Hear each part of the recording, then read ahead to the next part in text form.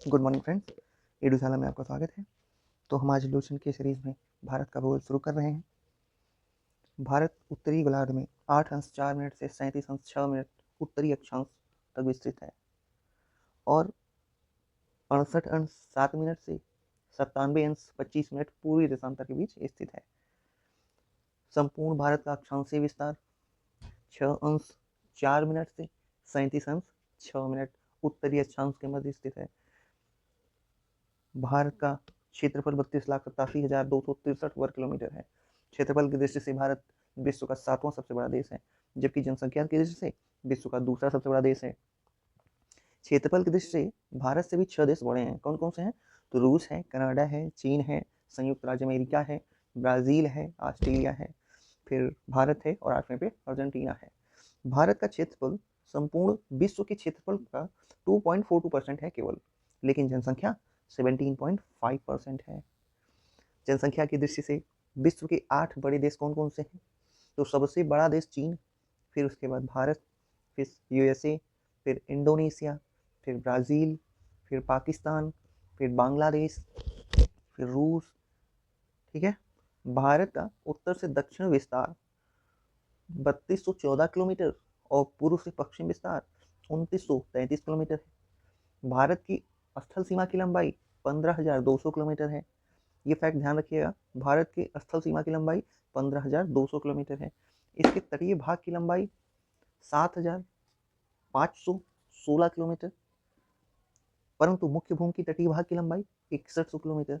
ध्यान रखिएगा, इसकी जो तटीय भाग की लंबाई है वो 7516 किलोमीटर है, मतलब 7,516 किलोमीटर है, लेकिन जो इसके मुख्य भूमि जो मेन लैंड की तटीय भाग की लंबाई है वो 6100 किलोमीटर है। ठीक है। भारत के 7 पड़ोसी देशों के साथ उनकी सीमाएं, तो देखते हैं बांग्लादेश। तो देखिए, बांग्लादेश की सीमा सबसे पहले तो यही जानिए कि सबसे ज़्यादा भारत से टच होती है, तो 4,096 किलोमीटर इसकी लंबाई है। किन किन राज्यों से मिलती है? तो हम देखते हैं असम से, मेघालय से, मिजोरम से, त्रिपुरा से और फिर पश्चिम बंगाल से। चीन दूसरे स्थान पे है, तो चीन की देखते हैं 3,488 किलोमीटर टोटल सीमा की लंबाई है। और कौन कौन से राज्य मिलते हैं? लद्दाख मिलता है, हिमाचल प्रदेश मिलता है, उत्तराखंड मिलता है, सिक्किम मिलता है, अरुणाचल प्रदेश मिलता है। ध्यान रखिएगा, जम्मू कश्मीर नहीं मिलता है। पाकिस्तान की 3,323 किलोमीटर सीमा।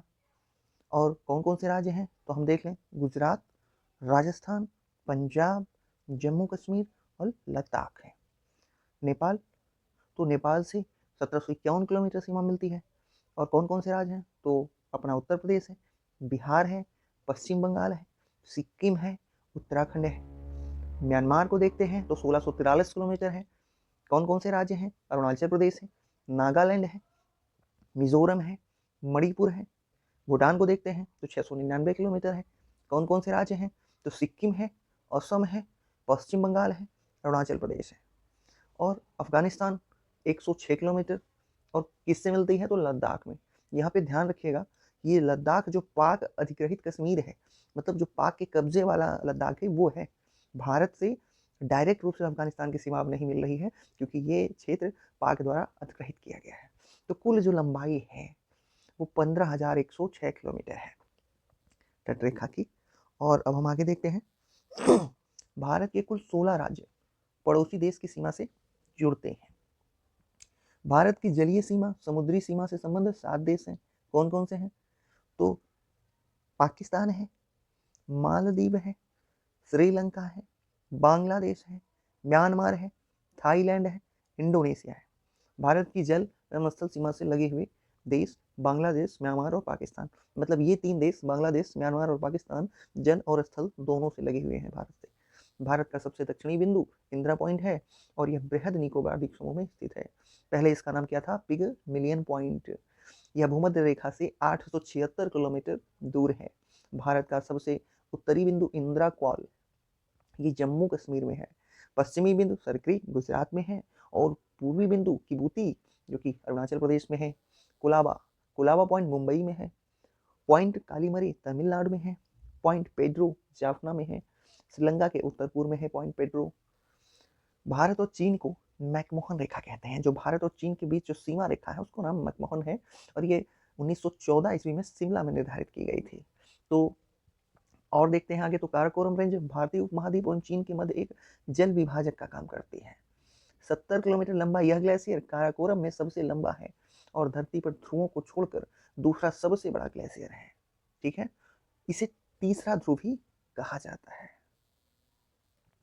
भारत और अफगानिस्तान के बीच डुरंड रेखा है, जो 1896 में सर डुरंड द्वारा निर्धारित की गई थी। अब यह रेखा अफगानिस्तान एवं पाकिस्तान के बीच स्थित है। भारत एवं पाकिस्तान के बीच रेडक्लिफ रेखा है, जो 15 अगस्त 1947 को सर सीजे रेडक्लिफ के द्वारा निर्धारित की गई थी। भारत और नेपाल के मध्य काली नदी सीमा बनाती है। पटकाई की पहाड़ी भारत को म्यांमार से अलग करती है। ये फैक्ट ध्यान रखिएगा, फिर से बोलता हूँ, पटकाई की पहाड़ियाँ भारत को म्यांमार से अलग करती हैं। दक्षिण में श्रीलंका भारत से पाक जल संधि और मन्नार की खाड़ी द्वारा अलग होता है। तो अगर पूछता है कि पाक जल संधि कहाँ है, तो पाकिस्तान मत लगा दीजिएगा, बल्कि उसको ध्यान रखिएगा कि श्रीलंका और भारत के बीच है। तो पाक जलडमरू मध्य से में ही राम सेतु स्थित है। श्रीलंका के बाद भारत का दूसरा निकटतम पड़ोसी समुद्री पड़ोसी देश इंडोनेशिया है, जो निकोबार द्वीप समूह के अंतिम द्वीप ग्रेट निकोबार के दक्षिण में स्थित है। भारत का मानक समय इलाहाबाद के निकट मिर्जापुर से गुजरने वाली है, जो कि 28.5 अंश पूर्वी देशांतर रेखा को माना गया है, जो ग्रीनविच समय से 5.5 घंटा आगे है। 82.5 अंश पूर्वी देशांतर 5 राज्यों, ये ध्यान रखिएगा कौन कौन से 5 राज्य हैं। तो 82.5 अंश पूर्वी देशांतर 5 राज्यों से गुजरती है। वो राज्य कौन कौन से हैं, तो उत्तर प्रदेश है, मध्य प्रदेश है, छत्तीसगढ़ है, उड़ीसा है और आंध्र प्रदेश है। फिर से बोलेंगे हम, उत्तर प्रदेश है, मध्य प्रदेश है, छत्तीसगढ़ है, उड़ीसा है और आंध्र प्रदेश है। कर्क रेखा भारत से लगभग मध्य से गुजरती है और ये 8 राज्यों से होकर गुजरती है। अक्सर पूछा जाता है कौन कौन से राज्य हैं, तो ये 8 राज्य राजस्थान है, गुजरात है, मध्य प्रदेश है, छत्तीसगढ़ है, झारखंड है, पश्चिम बंगाल है, त्रिपुरा है और मिजोरम है। पृथ्वी की चुंबकीय विषुवत रेखा दक्षिणी ध्रुव में त्रिवेंद्रम में गुजरती है। ये फैक्ट मोस्ट इंपॉर्टेंट है। पृथ्वी की चुंबकीय विषुवत रेखा दक्षिणी ध्रुव में त्रिवेंद्रम से गुजरती है, ध्यान रखिएगा। भारतीय उपमहाद्वीप में सम्मिलित देश कौन कौन से हैं, तो भारत है, पाकिस्तान है, बांग्लादेश है, नेपाल है और भूटान है। यहाँ पे अफगानिस्तान नहीं है, ध्यान रखिएगा। सर्वाधिक राज्यों की सीमाओं से लगा हुआ राज्य उत्तर प्रदेश है। इसकी सीमा 8 राज्यों तथा उत्तराखंड, हिमाचल प्रदेश, हरियाणा, राजस्थान, मध्य प्रदेश, छत्तीसगढ़, झारखंड और बिहार से लगी है। उत्तर प्रदेश की सीमा राष्ट्रीय राजधानी क्षेत्र दिल्ली से भी लगी हुई है। भारतीय राज्यों में गुजरात राज्य की तटरेखा सर्वाधिक लंबी है, तो कितनी है, 1663 किलोमीटर है। इसके बाद आंध्र प्रदेश की तटरेखा है। भारत के 9 राज्य तटरेखा से लगे हुए हैं। ये 9 राज्य कौन कौन से हैं, तो देखते हैं हम। गुजरात है, फिर उसके नीचे महाराष्ट्र, फिर नीचे गोवा, फिर नीचे कर्नाटक, फिर केरल, फिर तमिलनाडु, फिर आंध्र प्रदेश, फिर उड़ीसा, फिर पश्चिम बंगाल। नेपाल के साथ अंतर्राष्ट्रीय सीमा बनाने वाले राज्य कौन कौन से हैं, तो उत्तराखंड है, उत्तर प्रदेश है, बिहार है, पश्चिम बंगाल है और सिक्किम है। बांग्लादेश के साथ अंतर्राष्ट्रीय सीमा बनाने वाले राज्य, तो बांग्लादेश से कौन कौन मिल रहा है, तो पश्चिम बंगाल मिल रहा है, असम मिल रहा है, त्रिपुरा है, मिजोरम है और मेघालय है, ध्यान रखिएगा। पूर्वोत्तर भारतीय राज्यों में नागालैंड, मणिपुर, अरुणाचल प्रदेश, सिक्किम की सीमाएं बांग्लादेश से नहीं मिलती हैं। और पाकिस्तानी सीमा से लगे राज्य, भारतीय राज्य कौन कौन से हैं, तो पता ही है पाकिस्तान से, राजस्थान, गुजरात और पंजाब है। अरुणाचल प्रदेश की सीमा पूर्व में म्यांमार से और पश्चिम में भूटान से और उत्तर में चीन से मिलती है। तो कभी पूछ ले कि 3 स्टेटों से मिला हुआ घिरा हुआ देश या राज्य अरुणाचल प्रदेश से कौन कौन से हैं, तो म्यांमार है, म्यांमार है और भूटान है और कौन सा है, चीन है। सिक्किम की सीमा नेपाल, भूटान और चीन से मिलती है। 3 और बांग्लादेश से घिरा राज्य त्रिपुरा है, जो तीनों ओर से बांग्लादेश से घिरा हुआ है। केवल पूर्व में यह असम और मिजोरम से जुड़ा हुआ है। संकोच नदी असम एवं अरुणाचल प्रदेश के बीच सीमा बनाती है। यांग्याप दर्रे के पास ब्रह्मपुत्र नदी भारत में प्रवेश करती है। तो कुछ दर्रे दिए हुए हैं, हम देखते हैं। दर्रे बहुत इंपॉर्टेंट है। काराकोरम दर्रा जम्मू कश्मीर, जोजिला दर्रा जम्मू कश्मीर, पीर पंजाब दर्रा जम्मू कश्मीर, बनिहाल दर्रा जम्मू कश्मीर, बुजीला दर्रा जम्मू कश्मीर, सिपकीला दर्रा हिमाचल प्रदेश, रोहतांग दर्रा हिमाचल प्रदेश, बड़लाचा दर्रा हिमाचल प्रदेश। लिपुलेख दर्रा उत्तराखंड। माना दर्रा उत्तराखंड। नीति दर्रा उत्तराखंड। इसमें हम आपको कुछ ट्रिक्स बताएंगे, वो अलग वीडियो बनाएंगे इसमें हम ट्रिक्स बताएंगे। हालांकि यहाँ पे हम आपको एक बता देते हैं, मालिनी उत्तराखंड का हो जाएगा। वैसे बहुत सारे हैं, हम आपको बताएंगे, सारे ट्रिक्स बताएंगे अलग वीडियो में। नाथुला दर्रा सिक्किम। जलेपला सिक्किम। बोमडीला अरुणाचल प्रदेश। यांगयाप दर्रा अरुणाचल प्रदेश। दिफू अरुणाचल प्रदेश। तुजू दर्रा मणिपुर। और हम अब चलते हैं आगे, देखते हैं क्या है। तो जोजिला दर्रा का निर्माण सिंधु नदी द्वारा, सिपकिला का निर्माण सतलज नदी द्वारा, जलेपला का निर्माण तीस्ता के द्वारा, और लद्दाख में स्थित काराकोरम दर्रा भारत का सबसे ऊंचा दर्रा है। ध्यान रखिएगा, ये 5624 किलोमीटर है। यहाँ से चीन जाने वाली एक सड़क बनाई गई है। कहाँ से? तो ये बनाई गई है काराकोरम दर्रा से, जो कि लद्दाख में है, स्थित है। राष्ट्रीय राजमार्ग 1A लेह को जोजिला दर्रा से जोड़ता है। तो लेह को जोजिला से कौन सा राष्ट्रीय राजमार्ग? तो राष्ट्रीय राजमार्ग मतलब NH 1A जोड़ते हुए कश्मीर घाटी से जोड़ता है। तो जोजिला दर्रा होते हुए कश्मीर घाटी को कौन जोड़ता है? जोजिला दर्रा। बुर्जिला दर्रा श्रीनगर से गिलगित को जुड़ता है। बनिहाल दर्रे में जम्मू कश्मीर से श्रीनगर का मार्ग गुजरता है। जवाहर सुरंग इसी में स्थित है। अच्छा, ये बहुत इंपॉर्टेंट, ध्यान रखिएगा, बनिहाल दर्रा कई बार पूछा है। बनिहाल दर्रे से जम्मू से श्रीनगर जाने का मार्ग गुजरता है, और यहीं पे जवाहर सुरंग स्थित है। ये जवाहर सुरंग कई बार पूछी गई है। तुजू दर्रा मणिपुर में है, और ये भारत का एवं म्यांमार का मिलन स्थल है। मतलब भारत और म्यांमार को जोड़ती है तुजू दर्रा। सिपकिला दर्रा शिमला को तिब्बत से जोड़ती है। जीवित जड़ पुल मेघालय में पाए जाते हैं। ये यूपीएससी का पूछा हुआ क्वेश्चन है। जीवित जड़ पुल मेघालय में पाए जाते हैं। मेघालय की खासी जनजातियों के लोग रबर ट्री नामक पौधों के जड़ों का अनुवर्धन कर उन्हें जल धाराओं के आर पार सुदृढ़ पुलों में रूपांतरित कर देते हैं, जिससे जीवित जड़ पुल कहा जाता है। स्थानीय भाषा में इसे जिंग केंग ईरो कहते हैं। जिंग केंग ईरो। 3 अर्ध चंद्राकार समुद्र तट कन्याकुमारी में मिलते हैं। ध्यान रखिएगा, 3 अर्ध चंद्राकार समुद्र तट कन्याकुमारी में मिलते हैं। भारत में रामेश्वर के निकट धनुषकोडी और श्रीलंका में तल्यामन्नार के बीच समुद्र में डूबी प्रवाल द्वीप को एक रेखा है, जिसे आदम का पुल कहते हैं। ध्यान रखिएगा कि ये जो रामेश्वर में धनुषकोडी है और श्रीलंका के तलामन्नार है, उनके बीच में ना एक प्रवाल द्वीप है। प्रवाल द्वीप की एक रेखा है, जिसे हम आदम का पुल कहते हैं। अब आगे देखते हैं। भारत के कुल क्षेत्रफल के 10.7% भाग पर उच्च पर्वत श्रेणियां हैं, जिनकी ऊंचाई समुद्र तल से 2135 मीटर या उससे अधिक है। 305 मीटर से 2135 मीटर की ऊंचाई वाली पहाड़ियां 18.6% है भूभाग पर फैली हैं, और 43% भूभाग पर विस्तृत मैदान का विस्तार है। समराइज वे में फिर से देख लीजिए, देश के कुल क्षेत्रफल में 10.7% जो भाग है वो उच्च पर्वत श्रेणियां हैं। बाकी जो समुद्र तल से 2135 मीटर या उससे अधिक में है, और 305 मीटर से 2135 मीटर की ऊंचाई वाली पहाड़ियां 18.6 जो है % भूभाग पर हैं, और 43% भूभाग पर विस्तृत मैदान का विस्तार है। ठीक है, अब ये प्रदेश देखते हैं, उनकी लंबाई देखेंगे और विस्तार देखेंगे, ये इंपॉर्टेंट। प्रादेशिक विज्ञान, प्रादेशिक विभाग, पंजाब हिमालय 560 किलोमीटर, सिंधु एवं सतलज नदियों के बीच। कुमायूं हिमालय 320 किलोमीटर, सतलज एवं काली के बीच। नेपाल 800 किलोमीटर, ये काली और तीस्ता के मध्य है। और असम हिमालय ये 720 किलोमीटर तीस्ता एवं दिहांग नदी के मध्य है। और संरचना भौतिक संरचना एवं धरातल के स्वरूप के अनुसार भारत को 5 भागों में बांटा गया है। जैसे उत्तरी पर्वतीय भाग, दूसरा है विशाल मैदान, तीसरा है प्रायद्वीपीय पठार, चौथा मरुस्थलीय प्रदेश, और 5वां समुद्र तटीय मैदान। ठीक है, भूवैज्ञानिकों के मतानुसार जहां आज हिमालय पहाड़ है, वहां पहले टेथिस नामक उथला समुद्र था। हिमालय की उत्पत्ति के संबंध में आधुनिक सिद्धांत जो है वो प्लेट विवर्तनिक या प्लेट टेक्टोनिक सिद्धांत है। हिमालय की पर्वत श्रेणियां प्रायद्वीपीय पठार की ओर उत्तल एवं तिब्बत की ओर अवतल हो जाती है। उत्तर के पर्वतीय क्षेत्र को 4 प्रमुख सामंतर पर्वत श्रेणियों क्षेत्र में बांटा जाता है। जैसे ट्रांस हिमालय क्षेत्र, इसके अंतर्गत काराकोरम, लद्दाख, जास्कर आदि श्रेणियां आती हैं। ये श्रेणी बहुत इंपॉर्टेंट है, इनको ध्यान से पढ़ेगा। ट्रांस हिमालय क्षेत्र, इसके अंतर्गत काराकोरम आता है, लद्दाख है और जास्कर है।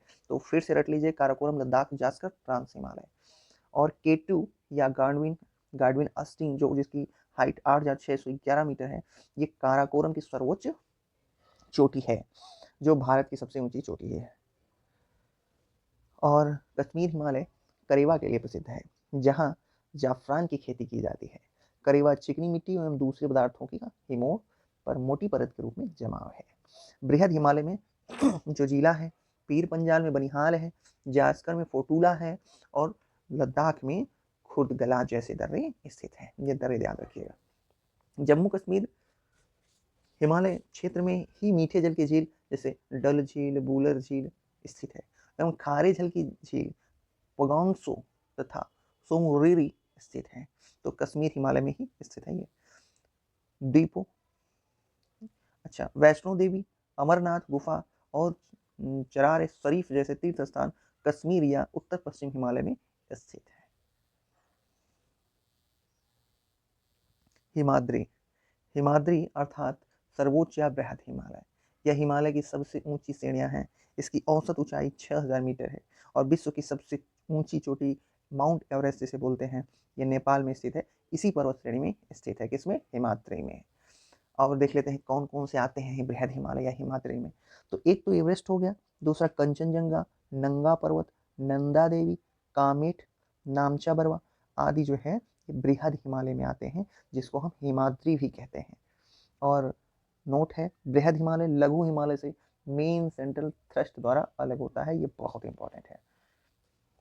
हिमाचल श्रेणी अर्थात लघु या मध्य हिमालय, इस श्रेणी में पीर पंजाल, धौलाधर, मसूरी, नागटीबा, महाभारत श्रेणियां हैं। और बृहद एवं लघु हिमालय के मध्य कश्मीर घाटी, लाहौल स्पीति, कुल्लू एवं कांगड़ा की घाटियां मिलती हैं। यहाँ अल्पाइन चारागाह है, जिन्हें जम्मू कश्मीर में मर्ग या उत्तराखंड में बुग्याल या प्यार कहा जाता है। शिमला, कुल्लू, मनाली, मसूरी, दार्जिलिंग आदि लघु हिमालय में ही हैं। बृहद हिमालय की घाटियों में भोटिया प्रजाति के खानाबदोश लोग रहते हैं। तो सीधे पूछेगा कि भोटिया प्रजाति के लोग हिमालय के किस श्रेणी में रहते हैं, तो आपको देखना है बृहद हिमालय श्रेणियों में। किसमें? बृहद हिमालय घाटियों में। यह खानाबदोश है जो ग्रीष्म ऋतु में ऊपर बुग्याल में चले जाते हैं और शरद ऋतु में नीचे घाटियों में लौट आते हैं। प्रसिद्ध फूलों की घाटी इसी पर्वतीय क्षेत्र में स्थित है। गंगोत्री, यमुनोत्री, केदारनाथ, बद्रीनाथ, हेमकुंड साहिब इसी इलाके में स्थित है। ठीक है, कौन सा इलाका? बृहद हिमालय। लघु हिमालय शिवालिक से मेन बाउंड्री फॉल्ट द्वारा अलग होता है। तो मेन बाउंड्री फॉल्ट द्वारा कौन अलग हो रहा है? लघु हिमालय शिवालिक हिमालय से। तो शिवालिक अर्थात निम्न एवं वाह हिमालय, यह हिमालय का नवीनतम भाग है। शिवालिक लघु हिमालय के बीच कई घाटियां जैसे काठमांडू घाटी, पश्चिमी से दून या द्वार कहते हैं, जैसे देहरादून, हरिद्वार। शिवालिक के निचले भाग को तराई कहते हैं। अरावली की पहाड़ियां राजस्थान में हैं। यह सबसे पुरानी चट्टानों से बनी है। इस पहाड़ी की सबसे ऊंची चोटी माउंट आबू पर स्थित गुरु शिखर है, जिसकी ऊंचाई 1722 मीटर है। अरावली के पश्चिम की ओर माही एवं लूनी नदी निकलती है और लूनी नदी कच्छ के रण में गायब हो जाती है। ये बहुत बार पूछा जाएगा आपसे, ये लूनी नदी कच्छ के रण में गायब हो जाती है, ये याद रखिएगा। अरावली के पूर्व की ओर बनास नदी निकलती है। वैसी नदी जो जमीन में ही लुप्त हो जाती है उसे द रिवर ऑफ फेरमल कहते हैं। मालवा का पठार पश्चिमी मध्य प्रदेश एवं दक्षिणी पूर्व राजस्थान में है। यह ज्वालामुखीय चट्टानों का बना हुआ है। इससे चंबल और बेतवा नदी निकलती है। तो ध्यान रखिए, चंबल और बेतवा किससे निकल रही है? तो मालवा के पठार से चंबल और बेतवा निकल रही है। और विंध्याचल का पठार झारखंड में, उत्तर प्रदेश में, दक्षिण पूर्व राजस्थान में है। यह परतदार चट्टानों का बना हुआ है। हिमाचल या विंध्याचल पर्वतमाला उत्तर भारत को दक्षिण भारत से अलग करती है। फिर से ध्यान रखिए, ये जो विंध्याचल पर्वतमाला है ये उत्तर भारत को दक्षिण भारत से अलग करती है। मैकाल पठार छत्तीसगढ़ में है और मैकाल पठार का सर्वोच्च शिखर जो है ना वो अमरकंटक है। 1036 मीटर इसकी ऊंचाई है। यह पुरानी चट्टानों का बना एक ब्लॉक पर्वत है। कौन? मैकाल का पठार छत्तीसगढ़ में स्थित है और इसकी सबसे सर्वोच्च ऊंची चोटी अमरकंटक है और यह एक ब्लॉक पर्वत है। इसे पश्चिम की ओर नर्मदा नदी निकलती है और उत्तर की ओर सोन नदी, दक्षिण की तरफ महानदी, तीनों तरफ से नदियां निकल रही हैं। ध्यान रखिए, पश्चिम की ओर नर्मदा, उत्तर की ओर सोन एवं दक्षिण की ओर महानदी। छोटा नागपुर स्थित रांची का पठार संप्राय मैदान का उदाहरण है। छोटा नागपुर पठार को भारत का रूर अर्थात खनिज का भंडार कहते हैं और यह भारत का सबसे संपन्न है खनिज के भंडार में छोटा नागपुर का पठार। सतपुड़ा की पहाड़ियां मध्य प्रदेश राज्य में है ये ज्वालामुखी चट्टानों से बनी है। कौन सी? सतपुड़ा मध्य प्रदेश और ज्वालामुखी से बनी है। इसकी ऊंचाई, इसकी सबसे ऊंची चोटी क्या नाम क्या है? धूपगढ़ी 1350 मीटर। धूपगढ़ी जो महादेव पर्वत पर स्थित है। किस पे है? इसकी सबसे ऊंची चोटी है धूपगढ़ी, महादेव पर्वत पर स्थित है। इसके पूर्वी हिस्से से ताप्ती नदी निकलती है। ध्यान रखिए, जो ब्रह्मपुत्र में बहती है, आगे पढ़ेंगे। ताप्ती नदी। पश्चिमी घाट यह पर्वत ताप्ती नदी के मुहाने से लेकर कन्याकुमारी अंतरिक्ष तक लगभग 1600 किलोमीटर तक विस्तृत है। ये बहुत इंपॉर्टेंट है। इसकी औसत ऊंचाई 1200 मीटर है। पश्चिम घाट से उत्तर में गुजरात के सौराष्ट्र प्रदेश में गिर की पहाड़ियां हैं।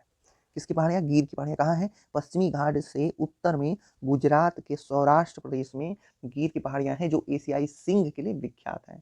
अभी हाल में न्यूज में ही थी। पश्चिम घाट को सह्याद्री भी कहा जाता है और 16 अंश उत्तरी अक्षांश रेखा गोवा से गुजरती है। ध्यान रखिए, 16 अंश उत्तरी अक्षांश रेखा गोवा से गुजरती है। सह्याद्री को 2 भागों में विभाजित करती है। अगर पूछे कि सह्याद्री को 2 भागों में कौन सी रेखा विभाजित करती है, तो आप बताएंगे 16 अंश डिग्री। और अगर वो पूछती है किस राज्य में, तो गोवा में आप बताएंगे। उत्तरी सह्याद्री एवं दक्षिणी सह्याद्री कहते हैं जहाँ बढ़ गई, तो उत्तरी सह्याद्री और दक्षिणी सह्याद्री में बढ़ गई। तो उत्तरी सह्याद्री के ऊपरी सतह पर बेसाल्ट लावा का निक्षेप है और दक्षिणी सह्याद्री पर आर्कियन युग का ग्रेनाइट या नीस चट्टानों से बना है। उत्तरी सह्याद्री एवं दक्षिणी सह्याद्री की सर्वोच्च शिखर क्रमशः कालसूबाई और केंद्रमुख है। मतलब उत्तरी सह्याद्री का सर्वोच्च शिखर क्या है? तो उत्तरी सह्याद्री का सर्वोच्च शिखर कालसूबाई और दक्षिणी सह्याद्री का सर्वोच्च शिखर केंद्रमुख। याद रहेगा, उत्तरी सह्याद्री कालसूबाई, दक्षिणी सह्याद्री केंद्रमुख। महाबलेश्वर, महाबलेश्वर उत्तरी सह्याद्री की दूसरी सबसे ऊंची चोटी है। कौन सी? महाबलेश्वर उत्तरी सह्याद्री की दूसरी प्रमुख चोटी है। महाबलेश्वर का उच्चतम बिंदु विल्सन पॉइंट है। ठीक है, याद रखिएगा, महाबलेश्वर का उच्चतम बिंदु विल्सन पॉइंट है, अर्थात seat point, Arthur seat point, needle hole point, elephant point Mahabaleshwar में ही स्थित है। अगर पूछे कि Wilson point, Arthur seat point, needle hole point, elephant point कहाँ है, तो ये महाबलेश्वर में ही है। ध्यान रखिएगा, महाबलेश्वर से 5 नदियाँ कृष्णा, सावित्री, वेन्ना, गायत्री, कोयना निकलती है। दर्रे से गुजरने वाले प्रमुख रेल एवं सड़क मार्ग, ये देखिए, थालघाट दर्रा मुंबई, नागपुर कोलकाता एवं सड़क मार्ग, भोरघाट दर्रा मुंबई पुणे बेलग्राम चेन्नई रेल एवं सड़क मार्ग, पालघाट दर्रा कालीकट त्रिचूर कोयम्बटूर इंदौर रेल एवं सड़क मार्ग। अच्छा, अब ये देखिए पश्चिमी घाट के दर्रे और उत्तर से दक्षिण की ओर उसकी स्थिति। अब देखते हैं थालघाट 580 मीटर और Bhorghat 630 meter, Palghat 305 meter, Senghat 280 meter. अच्छा, इनका ये ऊंचाई उतना इंपॉर्टेंट नहीं है, जब कितना कि संपर्क मार्ग। तो थालघाट नासिक एवं मुंबई के बीच संपर्क मार्ग का कार्य करता है। तो थालघाट नासिक और मुंबई, भोरघाट मुंबई और पुणे, पालघाट कोयम्बटूर से कोचीन, सेनघाट तिरुवनंतपुरम से मदुरई। तो दक्कन का पठार महाराष्ट्र राज्य में है। यह ज्वालामुखी बेसाल्ट चट्टानों का बना है। यह काली मिट्टी का क्षेत्र है। इस पठार के पूर्वी भाग को विदर्भ कहा जाता है। धारवाड़ का पठार कर्नाटक राज्य में है। यह पर्वतीय चट्टानों से बना है। इस पठार के पश्चिमी भाग में बाबा बुदन की पहाड़ियां स्थित हैं। तो बाबा बुदन की पहाड़ियां तथा ब्रह्मगिरी की पहाड़ियां कहाँ है, तो ये धारवाड़ की चट्टान कर्नाटक राज्य में है। ध्यान रखिएगा, तो धारवाड़ की चट्टान का पठार कहाँ है, कर्नाटक में है, और यही बाबा बुदन की पहाड़ी और ब्रह्मगिरी की पहाड़ियां हैं। नीलगिरी की पहाड़ियां तमिलनाडु में है, जो एक ब्लॉक पर्वत पर है। यह मुख्यतः चारनोकाइट पठार से बनी है। इसकी सबसे ऊंची चोटी डोडा बेटा है। तो नीलगिरी पहाड़ी कहाँ है, तमिलनाडु में है, और इसकी सबसे ऊंची चोटी कौन सी है, डोडा बेटा है। ठीक है, और ये जो डोडा बेटा है ना, ये दक्षिण भारत की दूसरी सबसे ऊंची चोटी है। और उटकमंड इसी पहाड़ पर है। उटकमंड इसी पहाड़ी पर स्थित है। तमिलनाडु राज्य के में नीलगिरी के दक्षिणी भाग में पालघाट है। तो नीलगिरी है, उसके दक्षिणी भाग में पालघाट है। पालघाट गैप पश्चिम एवं पूर्वी घाट का मिलन स्थल है। तो पश्चिमी और पूर्वी घाट के मिलन स्थल को पालघाट गैप है कहते हैं। या यूं कहिए कि पश्चिमी घाट और पूर्वी घाट जिस स्थान पर मिलता है, वो स्थान कहाँ है, तमिलनाडु में है, और उस स्थान को क्या कहते हैं, तो पालघाट गैप कहते हैं। हाँ, अर्थात पूर्वी घाट एवं पश्चिमी घाट के मिलन स्थल पर नीलगिरी पहाड़ियां स्थित हैं। तो पूर्वी घाट और पश्चिमी घाट के मिलन स्थल पर क्या कौन सी पहाड़ी है, नीलगिरी की पहाड़ी। इसकी पार फैली कार्डोमन की पहाड़ियां पश्चिमी घाट का विस्तार मानी जाती हैं। तो इसके पार जो इसके बाहर उधर जो फैली हुई है कार्डोमन की पहाड़ियां, वो पश्चिमी घाट का विस्तार मान है, क्योंकि उसके ऊपर ऊपर पूर्व चला गया, और इधर जो बचा वो पश्चिम घाट का ही हो जाएगा। अन्नामलाई का पठार, अन्नामलाई की पहाड़ियां इस पर स्थित हैं। दक्षिण भारत की सबसे ऊंची चोटी अन्नामलाई की पहाड़ी पर स्थित दक्षिण भारत की सबसे ऊंची चोटी अनामुद्दई है। अनामुद्दई 3 पहाड़ियों का केंद्र बिंदु है। यहाँ से 3 पहाड़ी श्रृंखला 3 दिशाओं में जाती हैं। उत्तर की ओर इलायची कार्डेमम की पहाड़ियाँ, उत्तर की ओर अन्नामलाई सॉरी अनामुद्दई 3 पहाड़ियों का केंद्र बिंदु है। ठीक है, ध्यान रखिएगा, ये अन्नामुद्दई 3 पहाड़ियों का केंद्र बिंदु है। तो ये 3 पहाड़ियाँ कौन कौन से हैं? तो दक्षिण की ओर इलायची मतलब कार्डमम की पहाड़ियाँ, उत्तर की ओर अनामलाई की पहाड़ियाँ तथा उत्तर पूर्व की ओर पालिनी की पहाड़ियाँ। तो ये 3 पहाड़ियों का केंद्र है अन्नामुद्दई की पहाड़ियाँ। ठीक है, कौन कौन सी हो गई? ये हो गई कार्डमम की पहाड़ियाँ दक्षिण की ओर, अन्नामलाई की पहाड़ी उत्तर की ओर और उत्तर पूर्व की ओर पालिनी की पहाड़ी। ठीक है, प्रसिद्ध पर्यटक स्थल कोडाईकनाल तमिलनाडु पालिनी पहाड़ी में ही स्थित है। कोडाईकनाल कहाँ है? तमिलनाडु के पालिनी पहाड़ी में स्थित है। सेवराय पहाड़ियाँ तमिलनाडु राज्य के सलीम में स्थित है। सेवराय पहाड़ियाँ तमिलनाडु राज्य के सलीम में अवस्थित है। आंध्र प्रदेश और ओडिशा के तटीय भाग में महेंद्रगिरी की पहाड़ियाँ और भारत के पूर्वी तट को निम्न भागों में बांटा गया है। तो कन्याकुमारी से कृष्णा डेल्टा तक को कोरोमंडल बोलते हैं और कृष्णा डेल्टा से गोदावरी डेल्टा तक को गोलकुंडा बोलते हैं और गोलकुंडा से उत्तरी सागर तक उत्तर सरकार तट बोलते हैं। भारत के पूर्वी तट पर स्थित प्रमुख बंदरगाह पारादीप, कोलकाता, विशाखापत्तनम, चेन्नई, तूतीकोरिन, एन्नौर। ध्यान रखिएगा, विशाखापत्तनम बंदरगाह डॉल्फिन नोज पहाड़ियों के पीछे स्थित है। पूर्वी तट पर स्थित प्रमुख लैगून है पुलिकट, चेन्नई, चिल्का जो कि पुरी में है, कोलुरु आंध्र प्रदेश। ये तीनों लैगून है। कौन कौन से लैगून है? पुलिकट, चिल्का और कोलुरु। नोट, लैगून समुद्र क्षेत्र में तटीय क्षेत्र का पानी स्थल भाग में जब घुस जाता है और धीरे धीरे बालू का अवरोध खड़ा कर देता है, पर स्थलीय क्षेत्र का जलीय भाग से अलग हो जाता है। इसी जलीय आकृति को लैगून कहते हैं। अगर सिंपल भाषा में समझाएं आपको तो ये समझिए कि स्थल में समुद्र का पानी टच हो गया, घुस गया और उसके बाद वो एक बालू का अवरोध बन जाता है और उनसे अलग हो जाता है। तो मतलब जो स्रोत था समुद्र से जो पानी आया हुआ था वो ब्लॉक हो गया, तो ये बीच में एक लैगून बन गया। समझ गया? उत्तर के पश्चिमी तट को निम्न भागों में बांटा गया है। गुजरात से गोवा तक का तटीय क्षेत्र कोंकण तट, गोवा से कर्नाटक के मंगलूर तट का तटीय क्षेत्र केंद्रा तट और मंगलूर से कन्याकुमारी तट का क्षेत्र मालाबार तट। भारत के पश्चिमी तट पर स्थित प्रमुख बंदरगाह, ये ध्यान रखिएगा, ये जो बंदरगाह बहुत इंपॉर्टेंट है क्योंकि इस बार काफी नाम चेंज हुआ है। तो भारत के पश्चिमी तट पर स्थित प्रमुख बंदरगाह कांडला गुजरात में है, मुंबई महाराष्ट्र में है, मार्मागोआ गोवा में है, मंगलुरु कर्नाटक में है, कोचीन केरल में है, नहावासोआ महाराष्ट्र में है। साल्टेट द्वीप पर स्थित मुंबई भारत का सबसे बड़ा बंदरगाह नगर है। मालाबार तट पर अनेक मत्स्य जल हैं जिसे स्थानीय भाषा में कयाल कहते हैं। कयाल मछली पकड़ने और अंततः स्थलीय नौकायान के लिए प्रयोग में किया जाता है और पर्यटकों के लिए विशेष आकर्षण का केंद्र है। केरल में हर वर्ष प्रसिद्ध नेहरू ट्रॉफी बलामकाली नौका दौड़ का आयोजन पन्नामदा कयाल में किया जाता है।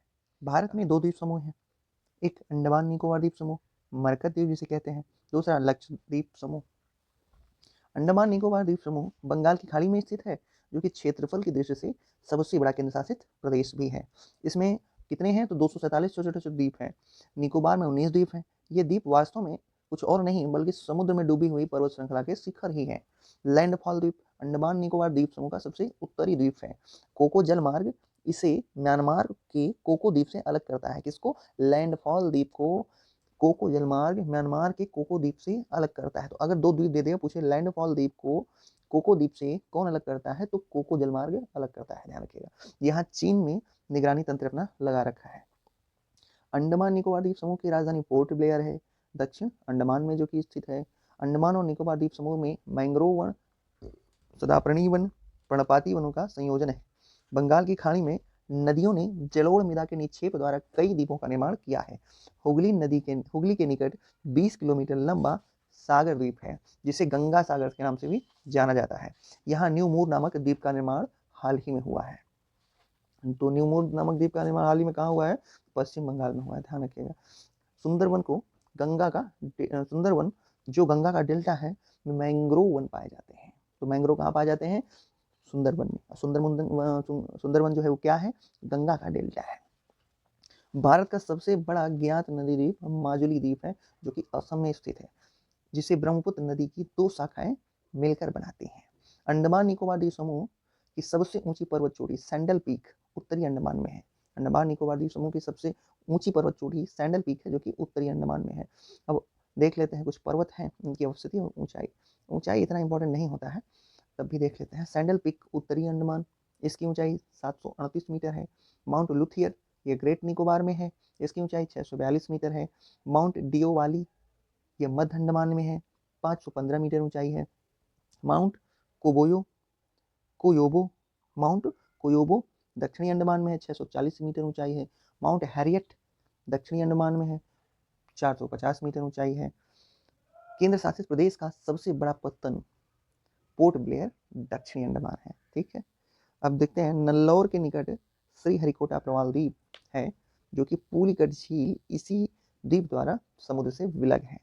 ठीक है, यहाँ भारतीय अंतरिक्ष अनुसंधान संगठन उपग्रह प्रक्षेपण केंद्र है। तो अब हम देखेंगे कुछ चैनल और उनकी जल संधि क्या बोलते हैं अवस्थिति। ठीक है, तो 8 डिग्री चैनल मालदीव व मिनिकॉय के मध्य है। 9 डिग्री चैनल कवरत्ती से मिनिकॉय के मध्य स्थित है। 10 डिग्री चैनल छोटा अंडमान व कार निकोबार के मध्य है। ग्रैंड चैनल सुमात्रा इंडोनेशिया व निकोबार के मध्य स्थित है। पाक स्टेट तमिलनाडु व श्रीलंका के मध्य स्थित है। डुक्कन पास दक्षिण अंडमान व लघु अंडमान के बीच स्थित है। कोको स्टेट कोको द्वीप म्यांमार व उत्तरी अंडमान के मध्य स्थित है। पाक की खाड़ी तमिलनाडु श्रीलंका के मध्य स्थित है। मन्नार की खाड़ी दक्षिण पूर्व तमिलनाडु श्रीलंका के मध्य स्थित है। लक्षद्वीप सागर लक्षद्वीप व मालाबार तट के मध्य स्थित है। सेतु समुद्रम परियोजना मन्नार की खाड़ी को पाक की खाड़ी से जोड़ती है। ये बहुत इंपॉर्टेंट है। सेतु समुद्रम परियोजना ये मन्नार की खाड़ी को पाक की खाड़ी से जोड़ती है। फीलर द्वीप ओडिशा के तट पर ब्राह्मणी नदी के मुहाने पर स्थित है। भारत अपने मिसाइल का परीक्षण क्रिया करता है। कहाँ करता है? व्हीलर द्वीप पर, जो कि ब्राह्मणी नदी के मुहाने पर स्थित है। वर्तमान में इस द्वीप का नाम अब्दुल कलाम द्वीप रखा गया है। पम्बन द्वीप मन्नार की खाड़ी में स्थित है। यह भारत एवं श्रीलंका के बीच है, जो कि एड्रम्स बीच राम सेतु का भाग है। इसे रामेश्वर द्वीप के नाम से भी जाना जाता है। ठीक है, पम्बन द्वीप भारत में बैरन और नालकोंडम नामक 2 ज्वालामुखी द्वीप पाए जाते हैं। और ये कहाँ है? तो बैरन निकोबार में है, जो कि एक सक्रिय ज्वालामुखी है, जो कि नालकोंडम सुसुप्त ज्वालामुखी है। लक्षद्वीप समूह देखते हैं, ये अरब सागर में है। इसमें कुल मिलाकर 36 द्वीप हैं, जिसमें से केवल 11 में ही आदमी रहते हैं, मतलब आबादी है। आंड्रेट लक्षद्वीप का सबसे बड़ा द्वीप है। इसका क्षेत्रफल 4.90 वर्ग किलोमीटर है। मिनिकॉय दूसरा सबसे बड़ा द्वीप है, जिसका क्षेत्रफल 480 वर्ग किलोमीटर है। पिटली द्वीप जहां मनुष्य का निवास नहीं है, वहां एक पक्षी अभ्यारण्य है। अगाती लक्षद्वीप समूह का एकमात्र द्वीप है जहां हवाई अड्डा है।